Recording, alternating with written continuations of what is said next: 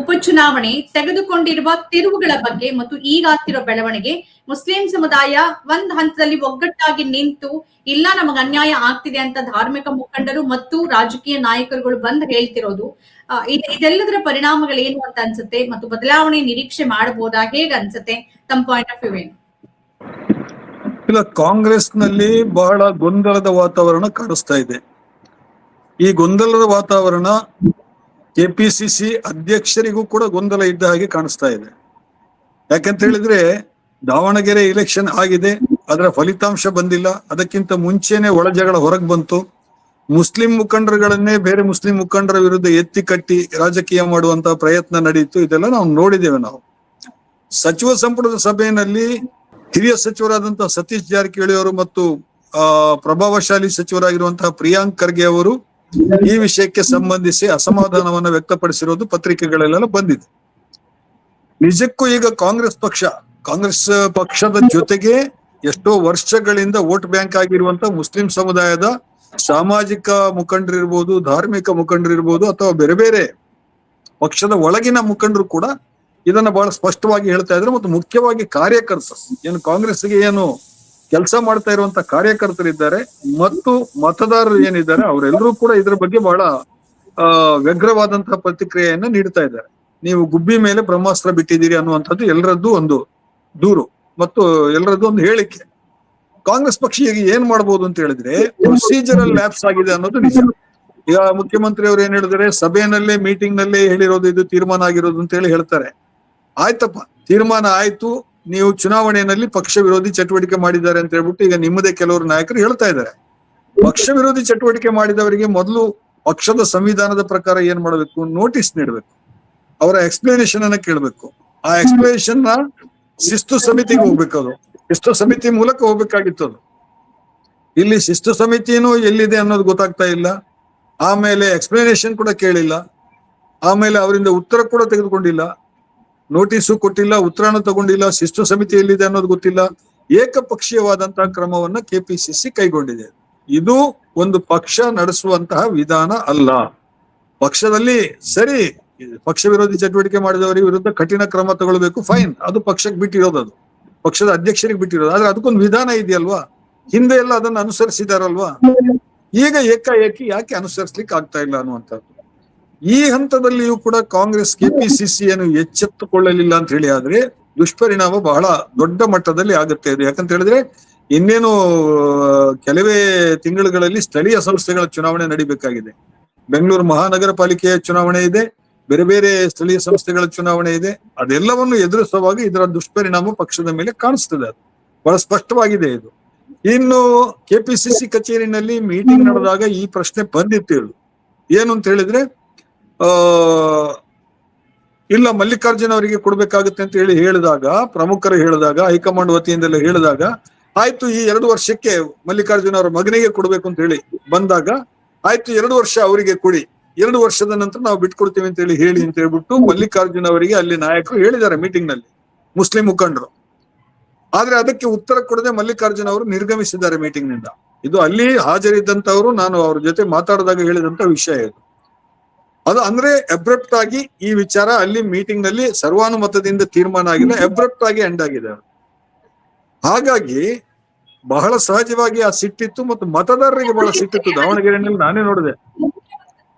ಇಲ್ಲ, ಮುಖ್ಯಮಂತ್ರಿಗಳ ಮಾತನ್ನ ನೀವು ಅವರ ಹೇಳಿಕೆಯನ್ನ ಗಮನಿಸ್ತಾ ಇದ್ರೆ ಅವರು ಸ್ಪಷ್ಟವಾಗಿ ಹೇಳ್ತಿದ್ದಾರೆ ಮತ್ತು ಸಂದೇಶದ ರೂಪದಲ್ಲಿ ಏನ್ ಹೇಳ್ತಿದ್ದಾರೆ ಅಂತಂದ್ರೆ, ನೀವು ಟೇಬಲ್ ಅಲ್ಲಿ ಮೀಟಿಂಗ್ ಕೂತಾಗ ಅಲ್ಪಸಂಖ್ಯಾತ ನಾಯಕರುಗಳು ನೀವು ಅಭ್ಯರ್ಥಿ ಆಯ್ಕೆಗೆ ಒಪ್ಕೊಂಡು ಆ ನಂತರದಲ್ಲಿ ನೀವು ವಿರೋಧ ವ್ಯಕ್ತಪಡಿಸಿದ್ದೀರಿ ಅಂತಾನೆ ಅವ್ರು ಹೇಳ್ತಾ ಇದ್ದಾರೆ.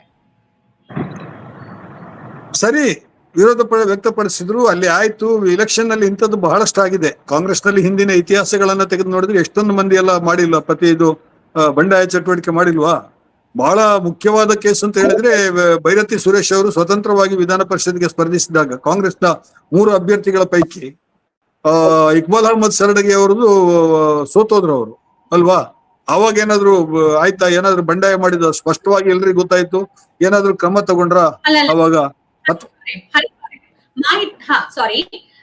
ಮಾಹಿತಿಗಳ ಪ್ರಕಾರವಾಗಿ ಇಲ್ಲಿ ಬರೀ ಬಂಡಾಯ ಅಥವಾ ವಿರೋಧಕ್ಕಿಂತ ಹೆಚ್ಚು ಷಡ್ಯಂತ್ರ ಅನ್ನೋ ಪದ ಬಳಸ್ತಿದ್ದಾರೆ. ಮತ್ತೆ ಅದಕ್ಕೆ ನಮ್ಗೆ ಸಿಕ್ಕಿರೋ ಮಾಹಿತಿ ಪ್ರಕಾರವಾಗಿ ನಿಮ್ಗೆ ಗೊತ್ತಿರತ್ತೆ ಅಂತ ಅನ್ಕೊಳ್ತೇನೆ. ಹೈಕಮಾಂಡ್ ಕೊಟ್ಟಿರೋ ರಿಪೋರ್ಟ್ ನಲ್ಲಿ ಏನಿದೆ ಅಂತ ಅಂದ್ರೆ, ಜಮೀರ್ ಅಹಮದ್ ಖಾನ್ ಅವರು ಮತ್ತು ಇತರ ನಸೀರ್ ಅಹಮದ್ ಇರ್ಬೋದು, ಬೇರೆ ಇರ್ಬೋದು, ಬೇರೆ ಮುಸ್ಲಿಂ ಅಭ್ಯರ್ಥಿಗಳಿಗೆ ಹಣದ ಸಹಾಯವನ್ನು ಮಾಡಿದ್ದಾರೆ, ಫಂಡಿಂಗ್ ಮಾಡಿದ್ದಾರೆ ಕಾಂಗ್ರೆಸ್ ಅಭ್ಯರ್ಥಿ ಸೋಲಿಗೆ ಅಂತ. ಇಲ್ಲಿ ಬರೀ ಬಂಡಾಯ, ಕ್ರಾಸ್ ವೋಟಿಂಗ್ ಆತರದಲ್ಲ, ಅದಕ್ಕಿಂತ ಹೆಚ್ಚಾಗಿ ಆಯ್ತು. ಅಬ್ದುಲ್ ಜಬ್ಬಾರ್ ಅವರೇ ಹಣದ ಸಹಾಯ ಮಾಡಿದ್ದಾರೆ ಅಂತ ಹೇಳ್ಬಿಟ್ಟು ಈಗ ನಿನ್ನೆ ಸ್ಥಳೀಯ 2-3 ಮಂದಿ ನಾಯಕರಲ್ಲಿ ಕಾರ್ಪೊರೇಷನ್ ಲೆವೆಲ್ ಅವರು ಹೇಳಿರೋದು ನಾನು ವರದಿ ಓದ್ದೆ. ನಾನು ಪಕ್ಷ ಏನ್ ಮಾಡ್ಬೇಕು ಅವಾಗ? Explain notice ಕೊಡ್ಬೇಕಲ್ವಾ? ಜಬ್ಬಾರ್ ಅವರಿಗೆ ನೋಟಿಸ್ ಕೊಡ್ಬೇಕು, ನಸೀರ್ ಅಹಮದ್ ಅವರಿಗೆ ನೋಟಿಸ್ ಕೊಡ್ಬೇಕು, ಎಕ್ಸ್ಪ್ಲನೇಷನ್ ಕೇಳ್ಬೇಕು ಅವ್ರದ್ದು. ಆಗಿದ್ಯಾ? ಹಣದ ಸಹಾಯ ಮಾಡಿದ್ದೀರಿ, ಈ ತರ ಆರೋಪ ಇದೆ, ಇಂಥವ್ರು ಮಾಡಿದ್ದಾರೆ, ಇದಕ್ಕೆ ವಿವರಣೆ ಕೊಡಿ ಅಂತ ಹೇಳಿ ನೋಟಿಸ್ ಕೊಟ್ಟಿದ್ದಾರಾ? ನೀವು ಎಲ್ಲ ಏನು ಕೊಡೋದಕ್ಕಿಂತ ಮುಂಚೆನೆ ಸಸ್ಪೆಂಡ್ ಮಾಡ್ತೀರಿ ಅವರನ್ನ. ಅಲ್ಪಸಂಖ್ಯಾತರ ಘಟಕದ ಅಧ್ಯಕ್ಷ ಸ್ಥಾನಕ್ಕೆ ಅವರು ಬೇಸರದಿಂದ ರಾಜೀನಾಮೆ ಕೊಡ್ತಾರೆ. ಅವ್ರು ಹೇಳಿದ್ರು, ಅವರು ಏನು, ಕೆಪಿಸಿಸಿ ಕಚೇರಿನಲ್ಲಿ ಪಕ್ಷದ ಹಿರಿಯ ನಾಯಕರೇ, ಜವಾಬ್ದಾರಿಯುತ ನಾಯಕರೇ ಕೆಪಿಸಿಸಿ ಕಚೇರಿ ಒಳಗೆ ಕೂತ್ಕೊಂಡ್ಬಿಟ್ಟು ಈ ತರ ಮಾತಾಡಿದ್ದಾರೆ ನನ್ನ ವಿರುದ್ಧ, ನಾನು ಪಕ್ಷ ವಿರೋಧಿ ಚಟುವಟಿಕೆ ಮಾಡಿದ್ದೀನಿ ಅಂತ ಹೇಳ್ಬಿಟ್ಟು, ಆದ್ರಿಂದ ಬೇಸತ್ತು ನಾನು ಅಲ್ಪಸಂಖ್ಯಾತರ ಘಟಕದ ಅಧ್ಯಕ್ಷತೆಗೆ ರಾಜೀನಾಮೆ ಕೊಟ್ಟಿದ್ದೀನಿ ಅಂತ ಅಬ್ದುಲ್ ಜಬ್ಬಾರ್ ಅವರು ಹೇಳಿದ್ರು.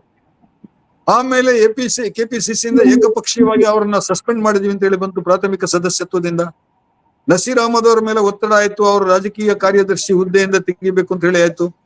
ನೀವು ಪಕ್ಷ ವಿರೋಧಿ ಚಟುವಟಿಕೆ ಆದ್ರೆ ಒಂದು ನೋಟಿಸ್ ಕೊಡ್ಬೇಕಲ್ವ? ಒಂದು ಇದು ಪಕ್ಷದ ಸಂವಿಧಾನದಲ್ಲೂ ಇದೆಯಲ್ವಾ ಅದು? ಹಿಂದೆ ಯಾರಿಗೂ ನೀವು ಈ ತರ ಮಾಡಿದೀರಾ? ನೀವು ಏಕಪಕ್ಷೀಯವಾಗಿ ಸಸ್ಪೆಂಡ್ ಮಾಡೋದಾಗ್ಲಿ ಇನ್ನೊಂದಾಗ್ಲಿ ಮಾಡಿದೀರಾ? ಸಂಪುಟದಿಂದ ರಾಜಣ್ಣ ಅವರ ಎಕ್ಸ್ಪ್ಲನೇಷನ್ ಕೇಳಿ. ರಾಜಣ್ಣವರನ್ನ ಸಂಪುಟದಿಂದ ಕೈ ಬಿಡೋ ಸಂದರ್ಭದಲ್ಲಿ KN ರಾಜಣ್ಣನವರನ್ನ ಅವ್ರಿಗೆ ಯಾವುದೇ ನೋಟಿಸ್ ಕೊಟ್ಟಿರ್ಲಿಲ್ವಲ್ಲ ಹನೀಫ್ ಅವರೇ? ತಪ್ಪದು.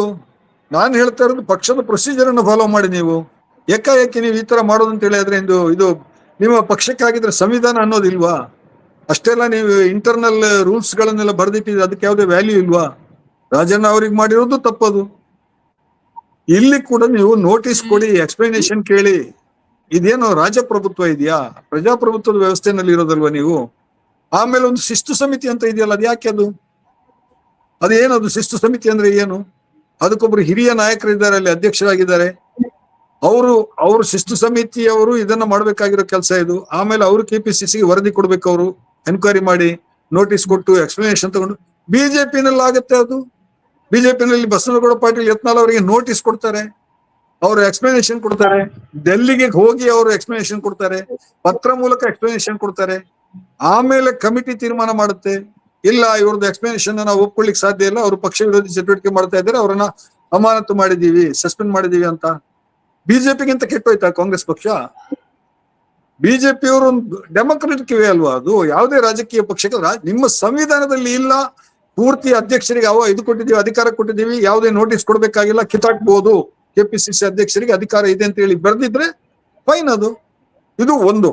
ಎರಡನೇದು, ಇಡೀ ಸಂದರ್ಭ ಇವತ್ತು ಹೇಗೆ ಕಾಣಿಸ್ತಾ ಇದೆ ಅಂತ ಹೇಳಿದ್ರೆ, ನಾನು ಮೊನ್ನೆನೂ ಹೇಳಿದೆ, ನಾನು ಇದನ್ನ ಸೆಂಟಿಮೆಂಟಲ್ಲಿ ಹರ್ಟ್ ಆಗಿದ್ದಾರೆ ಸಮುದಾಯದವರು. ನಮ್ಮ ನಾಯಕರನ್ನ ಒಂದು ಏಕಪಕ್ಷೀಯವಾಗಿ ನಮ್ಮ ನಾಯಕರ ಮೇಲೆ ಕ್ರಮ ತಗೊಳ್ತಾ ಇದ್ದಾರೆ, ನಮ್ಮ ಸಮುದಾಯದ ನಾಯಕರ ಮೇಲೆ ಕ್ರಮ ತಗೊಳ್ತಾ ಇದ್ದಾರೆ. ಬಹಳ ಮಹತ್ವದ ನಾಯಕರವರು ಸಮುದಾಯದ್ದು. ಸಮುದಾಯ ಮತ್ತು ಪಕ್ಷದ ನಡುವೆ ಬ್ರಿಡ್ಜ್ ಆಗಿ ಸಾಕಷ್ಟು ಕೆಲಸ ಮಾಡಿದ್ದಾರೆ ನಸೀರ್ ಅಹಮದ್ ಅವರು, ಅದೇ ರೀತಿ ಅಬ್ದುಲ್ ಜಬ್ಬಾರ್ ಅವರು. ಹೀಗಿರುವಾಗ ನೀವು ಈ ತರ ಏಕಾಏಕಿ ಈ ತರ ಕ್ರಮ ಕೈಗೊಳ್ಳೋದನ್ನ ನೋಡಿದಾಗ ಇದು ಷಡ್ಯಂತ್ರ ಮತ್ತು ಸೇಡಿನ ಕ್ರಮ ಅಂತ ಹೇಳಿ ಅನಿಸ್ತದೆ. ಆಮೇಲೆ ನೀವು ಷಡ್ಯಂತ್ರ ಅನ್ನೋ ಶಬ್ದವನ್ನು ಬಳಸಿದ್ರಿ ಅಂತ ಹೇಳಿದ್ರಿ. ಯಾರು ಹೇಳಿದ್ದು? ಕೆಪಿಸಿಸಿ ಕಚೇರಿ ಒಳಗೆ ಕೂತ್ಕೊಂಡ್ಬಿಟ್ಟು ಸಲೀಂ ಅಹಮದ್ ಅವರು ಕಾರ್ಯಾಧ್ಯಕ್ಷರು ಮತ್ತು ರಿಜ್ವಾನ್ ಅರ್ಷದ್ ಶಾಸಕರು ಇವ್ರು ಹೇಳಿರೋದು. ಅವರಿಗೆ ಮತ್ತೆ ಪತ್ರಕರ್ತರು ಕೇಳಿದಾಗ ಯಾರು ಷಡ್ಯಂತ್ರ ಮಾಡಿದ್ರು ಅಂತ ಕೇಳಿದಾಗ ಅವ್ರ ಹೆಸರು ಹೇಳಿದ್ರ? ಪತ್ರಕರ್ತರಿಗೆ ಹೆಸರು ಹೇಳಿದ್ರೆ ಅವರು ಇಂಥವ್ರು ಷಡ್ಯಂತ್ರ ಮಾಡಿದ್ದಾರೆ ಅಂತ ಹೇಳ್ಬಿಟ್ಟು ಹೇಳಿಲ್ವಲ್ಲ ಹೆಸರು. ಮತ್ತೆ ನೀವು ಅಬ್ದುಲ್ ಜಬ್ಬಾರ್ ಅವ್ರ ಮೇಲೆ ನೀವು ಯಾಕೆ ಹೇಗೆ ಗೂಬೆ ಕೂರಿಸ್ತೀರಿ? ಅಥವಾ ಅವ್ರೇನಾದ್ರು ಇಂಟರ್ನಲ್ ರಿಪೋರ್ಟ್ ಕೊಟ್ಟಿದಾರಾ ಪಕ್ಷಕ್ಕೆ? ಅಂದ್ರೆ ಇಲ್ಲಿ ಏನಾಗ್ತಾ ಇದೆ ಅಂತ ಹೇಳಿದ್ರೆ, ಕೆಪಿಸಿಸಿ ಅಧ್ಯಕ್ಷರು ಮತ್ತು ಮುಖ್ಯಮಂತ್ರಿ ಇರೋದೇನಂತಂದ್ರೆ ರಿಪೋರ್ಟ್ ಇದೆ ಅವ್ರ ಹತ್ರ ಒಂದು ರಿಪೋರ್ಟ್ ಇದೆ. ಆ ರಿಪೋರ್ಟ್ ಆಧಾರದಲ್ಲಿನೇ ಕ್ರಮ ಅಂತ ಹೇಳ್ತಿದ್ದಾರೆ. ಮತ್ತೆ ಇನ್ನೊಂದು, ಕಾಂಗ್ರೆಸ್ ಈ ಕ್ರಮಗಳನ್ನ ತೆಗೆದುಕೊಳ್ತಿದೆ, ಹೌದು, ನೀವು ಟೆಕ್ನಿಕಲಿ ಅದನ್ನ ಹೇಳೋದು ನಿಜ. ಆದ್ರೆ ಸಲೀಂ ಅಹಮದ್ ಅಥವಾ ರಿಜ್ವಾನ್ ಅರ್ಷದ್ ಅಥವಾ ರಾಜ್ಯಸಭಾ ಸದಸ್ಯರು ಈ ತರದ, ಮತ್ತೆ ಮೊನ್ನೆ ಪದಾಧಿಕಾರಿಗಳು, ಅಲ್ಪಸಂಖ್ಯಾತ ಪದಾಧಿಕಾರಿಗಳು ಬಂದು ಕಾಂಗ್ರೆಸ್ ಪಕ್ಷ ಅನ್ಯಾಯ ಮಾಡಿಲ್ಲ ಅಂತಂದ್ರು. ಅಂದ್ರೆ ಸಮುದಾಯದ ಮತ್ತೊಂದು ವರ್ಗ, ಮತ್ತೊಂದು ಬಣವೇ ಇಲ್ಲ ಸರಿಯಾಗಿದೆ, ಎಲ್ಲವೂ ಶಿಸ್ತು ಕ್ರಮ ತಗೋಬೇಕು ಅಂತ ಹೇಳ್ತಿದಾರಲ್ಲ, ಇಲ್ಲಿ ಸಮುದಾಯದ ಒಳಗಿನೇ ಕಾನ್ಫ್ಲಿಕ್ಟ್ ಕಾಣಿಸ್ತಾ ಇದೆಯಲ್ಲ. ಅದೇ ಕಾಂಗ್ರೆಸ್ ಅಂತಿಮವಾಗಿ ತನ್ನ ವೋಟ್ ಬ್ಯಾಂಕ್ ಏನಿದೆ, ಇದನ್ನ ಸತೀಶ್ ಜಾರಕಿಹೊಳಿ ಅವರು ಬಹಳ ಚೆನ್ನಾಗಿ ಹೇಳಿದ್ದಾರೆ. ಅವರು ನಮ್ಮ ವೋಟ್ ಬ್ಯಾಂಕ್ ಅನ್ನ ನಾವು ಛಿದ್ರ ಮಾಡ್ತಾ ಇದ್ದೀವಿ ಅಂತ ಹೇಳ್ಬಿಟ್ಟು ಕಾಂಗ್ರೆಸ್ ನಾಯಕರು, ಹೈಕಮಾಂಡ್ ಏನು ಕಾಂಗ್ರೆಸ್ನ ಹೈಕಮಾಂಡ್ ತನ್ನ ವೋಟ್ ಬ್ಯಾಂಕ್ ಅನ್ನ ತಾನೇ ಕೂತ್ಕೊಂಡ್ಬಿಟ್ಟು ಚಿತ್ರ ಮಾಡ್ತಾ ಇದೆ. ಒಂದು ರಾಜಕೀಯ ಪಕ್ಷದಲ್ಲಿ ಭಿನ್ನಮತ ಹೇಳೋದು, ಆಮೇಲೆ ಪಕ್ಷ ವಿರೋಧಿ ಚಟುವಟಿಕೆ ಮಾಡೋದು ಅದು ಮಾಮೂಲಿ. ಅದು ಪ್ರತಿ ಎಲೆಕ್ಷನ್ ನಲ್ಲೂ ನಡೀತಾ ಇದೆ, ಉಪಚುನಾವಣೆಯಲ್ಲಿ ನಡೀತದೆ, ಮಹಾ ಚುನಾವಣೆಯಲ್ಲೂ ಕೂಡ ನಡೀತದೆ. ನಿಮಗೆ ಬೆಳಗಾವಿ ಲೋಕಸಭಾ ಕ್ಷೇತ್ರಕ್ಕೆ ಸ್ಪರ್ಧೆ ನಡೆದಾಗ 3 ಶಾಸಕರು ಪಕ್ಷ ವಿರೋಧಿ ಚಟುವಟಿಕೆ ಮಾಡಿದ್ರು ಅಂತ ಹೇಳ್ಬಿಟ್ಟು ಲಿಖಿತ ದೂರು ಬಂದು ಅದಕ್ಕೆ ಸಂಬಂಧಿಸಿ ಕೆಪಿಸಿಸಿ ನಲ್ಲಿ ಆಕ್ಷನ್ ಕೂಡ ಆಯ್ತು. ಅದರಲ್ಲಿ ಇದು ನೋಟಿಸ್ ಕೊಟ್ಟು ಅದಕ್ಕೆ ಇದು ಕೂಡ ತಗೊಂಡಾಗ ಅದ್ರ ಮೇಲೆ ಏನು ಕ್ರಮ ಆಗಿಲ್ಲ. ಅದು ಇದೇನು ಸಹಜ, ಇದು ಯಾವಾಗ್ಲೂ ನಡೀತಾ ಇರ್ತದೆ. ಇದು ಒಂದೇ ಕೇಸನ್ನ ಇಟ್ಕೊಂಡ್ಬಿಟ್ಟು ನೀವು ಇವರು ಅಲ್ಪಸಂಖ್ಯಾತ ನಾಯಕರು ಅನ್ನೋ ಕಾರಣಕ್ಕಾಗಿ ನೀವು ಇಷ್ಟು ಕಠಿಣವಾದಂತ ಕ್ರಮಗಳನ್ನ ತಗೊಳ್ತೀರಿ ಅಂತ ಹೇಳಿ ಆದ್ರೆ ಫೈನ್. ನಾಳೆ ನೀವು ಪಕ್ಷದ ಪರಮಾಧಿಕಾರದ ಯಾರನ್ನ ಬೇಕಾದ್ರೂ ಕಿತ್ತಾಕ್ಬೋದು, ಆದ್ರೆ ಇದರ ಪರಿಣಾಮ ಮಾತ್ರ ಬಹಳ ಕೆಟ್ಟ ಪರಿಣಾಮ ಪಕ್ಷದ ಮೇಲೆ ಬೀಳ್ತದೆ. ಸ್ಥಳೀಯ ಚುನಾವಣೆಗಳನ್ನ ಮುಂದಿಟ್ಕೊಂಡ್ಬಿಟ್ಟು ಈ ತರ ಏಕಪಕ್ಷೀಯವಾದಂತಹ ಕ್ರಮವನ್ನ ಕೈಗೊಂಡ್ರೆ ಒಂದು ಸಮುದಾಯವನ್ನ ಹರ್ಟ್ ಮಾಡುವಂತಹ, ಸೆಂಟಿಮೆಂಟ್ ಅನ್ನ ಹರ್ಟ್ ಮಾಡುವಂತಹ ಕ್ರಮಗಳನ್ನ ಕೈಗೊಂಡ್ರೆ ನಿಮ್ಮ ಕಾರ್ಯಕರ್ತರೇ ಡಿಮೋರಲೈಸ್ ಆಗಿದ್ದಾರೆ. ಈಗ ಅಲ್ಪಸಂಖ್ಯಾತ ಘಟಕದಲ್ಲಿರುವಂತದ್ದು ಆಯ್ತಪ್ಪ, ಅಬ್ದುಲ್ ಜಬ್ಬಾರ್ ಅವರು ರಾಜೀನಾಮೆ ಕೊಟ್ರು. ಅಲ್ಪಸಂಖ್ಯಾತರ ಘಟಕದಲ್ಲಿ ಇನ್ನೂ 50 ಜನ ಇದ್ರಲ್ಲ, ಅಲ್ಲಿ ಉಪಾಧ್ಯಕ್ಷರು, ಕಾರ್ಯದರ್ಶಿಗಳು, ಸದಸ್ಯರು ಅವರು ಇರಲ್ಲ. ಅವ್ರನ್ನೆಲ್ಲ ಯಾಕೆ ಬರ್ಖಾಸ್ತ್ ಮಾಡಿದ್ರಿ? ಅವ್ರು ಪಕ್ಷ ವಿರೋಧಿ ಚಟುವಟಿಕೆ ಮಾಡಿದ್ರಾ? ಇಡೀ ಅಲ್ಪಸಂಖ್ಯಾತರ ಘಟಕನೇ ಪಕ್ಷ ವಿರೋಧಿ ಚಟುವಟಿಕೆ ಮಾಡಿತ್ತಾ? ಒಂದು ಕ್ರಮ ತಗೊಳ್ಳೋದಾದ್ರೆ ಅದಕ್ಕೊಂದು ರೀಸನ್ ಬೇಕಲ್ವ, ಕರೆಕ್ಟ್ ಆದಂತಹದ್ದು ವಿಧಾನನೂ ಬೇಕು, ರೀಸನ್ ಬೇಕು. ಬಟ್ ಕಾಂಗ್ರೆಸ್ ಯಾವ ದಿಕ್ಕಿಗೆ ಹೋಗ್ತಾ ಇದೆ ಅಂತ ಹೇಳಿ ಗೊತ್ತಾಗ್ತಾ ಇಲ್ಲ ನನಗೆ. ಆದ್ರೆ ಸತೀಶ್ ಜಾರಕಿಹೊಳಿ ಬಹಳ ಗಂಭೀರವಾಗಿ ಇದನ್ನ, ಅವರು ಹಿರಿಯ ನಾಯಕರವರು, ಅವರು ಅಹಿಂದ ನಾಯಕರು ಪಕ್ಷದ ಒಳಗಡೆ, ಅವರು ಇದನ್ನ ಬಹಳ ಸ್ಪಷ್ಟವಾಗಿ ಹೇಳಿದ್ದಾರೆ. ಪಕ್ಷಕ್ಕೆ ತೊಂದರೆ ಆಗುತ್ತೆ, ನಾಳೆ ಪಕ್ಷ ಇದನ್ನ ಎದುರಿಸ್ಲಿಕ್ಕೆ ಕಷ್ಟ ಆಗುತ್ತೆ ಸಮುದಾಯವನ್ನ. ಅದು ಖಂಡಿತವಾಗಿ ಆಗುತ್ತೆ. ಈಗಾಗಲೇ ಬಹಳಷ್ಟು ಸಮುದಾಯದ ಒಳಗಡೆ ಮೀಟಿಂಗ್ ಗಳು ನಡೀತಾ ಇದೆ, ಧರ್ಮಗುರುಗಳು ಬಹಿರಂಗವಾಗಿ ಮಾತಾಡ್ಲಿಕ್ಕೆ ಶುರು ಮಾಡಿದ್ದಾರೆ. ಆಮೇಲೆ ಪಕ್ಷದ ಕಾರ್ಯಕರ್ತರು ಏನಂತೀವಿ ನಾವು, ಅದಕ್ಕೆ ಒಂಥರ ನಿಸ್ತೇಜರಾಗಿದ್ದಾರೆ. ಇದು ಏನು ಈ ತರ ಗೊಂದಲ ಆಗ್ತಾ ಇದೆಯಲ್ಲ ಅಂತ ಹೇಳ್ಬಿಟ್ಟು ಅವರು ಕೂಡ ಬಹಳ ಚಿಂತೆನಲ್ಲಿದ್ದಾರೆ. ತುಂಬಾ ಮಂದಿ ನಾನು ಲೋಕಲ್ ಲೀಡರ್ಗಳು ಅವರು ಇವರೆಲ್ಲ ಮಾತಾಡುವಾಗ ನಾನು ಕೇಳ್ತಾ ಇದ್ದೆ. ನನಗೆ ಮಂಗಳೂರಿನಲ್ಲಿ ಇದ್ದೀನಿ, ಇವತ್ತು ಕೂಡ ಮಂಗಳೂರಿನಲ್ಲಿ ನನಗೆ ಮಧ್ಯಾಹ್ನ ಒಬ್ರು ಸಿಕ್ಕಿದ್ರು, ಬಹಳ ಇಂಪಾರ್ಟೆಂಟ್ ಲೀಡರ್. ಅವ್ರು ಹೇಳ್ತಾ ಇದ್ರು ತಪ್ಪು ಮಾಡ್ತಾ ಇದೆ ನಮ್ಮ ಪಕ್ಷ ಅನ್ನುವಂಥದ್ದು. ಕೊನೆ ಪ್ರಶ್ನೆ ಹನೀಫ್ ಅವರೇ, ಸಂಕ್ಷಿಪ್ತವಾಗಿ ಉತ್ತರ ಕೊಡಿ. ಇದೇ ಕರ್ನಾಟಕ ರಾಜಕೀಯದಲ್ಲಿ ಯಡಿಯೂರಪ್ಪನವರ ಪರವಾಗಿ ಮಠಾಧಿಪತಿಗಳು ಬೀದಿಗಿಳಿದಾಗ ಅದನ್ನ ಪ್ರಗತಿಪರರು ಮತ್ತು ಪ್ರಜ್ಞಾವಂತರು ಖಂಡಿಸಿದ್ರು. ಧಾರ್ಮಿಕ ಗುರುಗಳ ಕೆಲಸ ಏನು? ಮಠಾನ್ಯ ಮತ್ತು ಧರ್ಮ ಪ್ರಚಾರ ಅಷ್ಟಕ್ ಮಾತ್ರ ಸೀಮಿತ ಆಗಿರಿ, ರಾಜಕೀಯಕ್ಕೆ ಬರಬೇಡಿ ಅಂತ ಅವರು ಅದನ್ನೇ ಮಾಡಿದ್ರು. ಅಂದ್ರೆ ಲಿಂಗಾಯತರಿಗೆ ಅನ್ಯಾಯ ಆಗ್ತಾ ಇದೆ, ಯಡಿಯೂರಪ್ಪನವರವರ ಕ್ರಮ ಆಗ್ಬಾರ್ದು ಅಂತ. ಈಗಲೂ ಕೂಡ ಮುಸ್ಲಿಂ ಸಮುದಾಯದಲ್ಲಿ ಸಂಘ ಸಂಸ್ಥೆಗಳು, ಅದರ ನಾಯಕರು ಮಾತನಾಡೋದು ಬೇರೆ, ಧಾರ್ಮಿಕ ನಾಯಕರು ಮುಂದೆ ಬಂದು ಮಾತನಾಡ್ತಿರೋದು, ಅದನ್ನ ಹೇಗ್ ತಗೋಬೇಕು? ಅದೇ ಒಂದು ಲಾಜಿಕ್ ಅಪ್ಲೈ ಆಗೋದಾದ್ರೆ ನಾನು ಒಬ್ಬ ಪತ್ರಕರ್ತನಾಗಿ ಮೊದಲಿನಿಂದಲೂ ಇದನ್ನ ಹೇಳ್ತಾ ಇದ್ದೀನಿ. ಧಾರ್ಮಿಕ ಮುಖಂಡರು ರಾಜಕೀಯ ಪಕ್ಷದಲ್ಲಿ ಹಸ್ತಕ್ಷೇಪ ಮಾಡಬಾರದು. ಏನಾದ್ರೂ ನಿಮ್ಮ ಹತ್ರ ಬಂದು ಯಾರಾದ್ರೂ ರಾಜಕಾರಣಿ ಕೇಳಿದ್ರೆ ಸಲಹೆ ಕೊಡಿ. ನಾನು ಸ್ಪಷ್ಟವಾಗಿದ್ದೀನಿ ಈ ವಿಷಯದಲ್ಲಿ ಸಂಬಂಧಿಸಿ. ಆದ್ರೆ ಪಂಚಮಶಾಲಿ ಲಿಂಗಾಯತರ ಮಠಾಧೀಶರ ಸಮಾವೇಶ ನಡೆದಾಗ ಅರಮನೆಯಲ್ಲಿ ಕರ್ನಾಟಕ ಸರ್ಕಾರದಿಂದ ಯಾವೆಲ್ಲ ಸಚಿವರು ಹೋಗಿ ಅಲ್ಲಿ ಮಾತಾಡಿದ್ರು ಅಲ್ವಾ? ನಾವು ನೋಡಿಲ್ವಾ ಅದನ್ನ? ನಾವು ಪಕ್ಷ ಅದನ್ನ ಹೇಗೆ ತಗೊಳ್ತಾ? ಅದನ್ನ ಇಲ್ಲಪ್ಪ, ಏನೋ ಬಹಳ ಭಯಂಕರವಾದದ್ದು ನಡೀತಾ ಇದೆ, ಸಮುದಾಯದ ಧಾರ್ಮಿಕ ಗುರುಗಳೆಲ್ಲ ಸಿಟ್ಟಿಗೆದ್ದಿದ್ದಾರೆ, ನಾವು ಅವರನ್ನು ಹೋಗಿ ಮನವೊಲಿಸ್ಬೇಕು ಅಂತ ಹೇಳಿ ಸರ್ಕಾರದ ಪರವಾಗಿ ವಕ್ತಾರರ ತರನೇ ಹೋಗಿರ್ಲಿಲ್ವಾ ಸಚಿವರುಗಳು? ಹೋಗಿ ಮಾತಾಡಿಲ್ವಾ ಅಲ್ಲಿ? ಇದ್ರಲ್ಲಿ ಏನಾದ್ರು ಹೊಸ್ತಿದ್ಯಾ? ಅದೇನು ಮುಸ್ಲಿಮರು ಏನು ಧಾರ್ಮಿಕ ಗುರುಗಳ ವಿಷಯ ಬಂದ ತಕ್ಷಣ ಇದಕ್ಕೆ ಬೇರೆ ಕಾನೂನು ಇದೆಯಾ, ಇದಕ್ಕೆ ಅಪ್ಲೈ ಆಗುತ್ತಾ?